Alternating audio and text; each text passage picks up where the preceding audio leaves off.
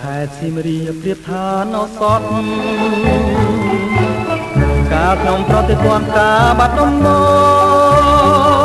ងដល់ចិនគំរួញគួញកិនគេងផ្សងតែបាត់ដំបងបងស្មាចំបាឥឡូវបានយល់ចំពេសៀមរាប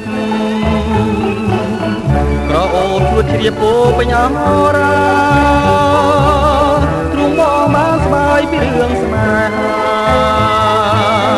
នៅផ្កាចំបាឲ្យរៀមក្រៀមក្រមរយព្រួយរយនឹករយសែនទន្ទឹងពុំឃើញនំនឹងតែច្រៀងផ្ដែផ្ដាំកន្លងក៏ទៅជាយូរខែឆ្នាំតាឲ្យទ្រាំចាំដេចទៅ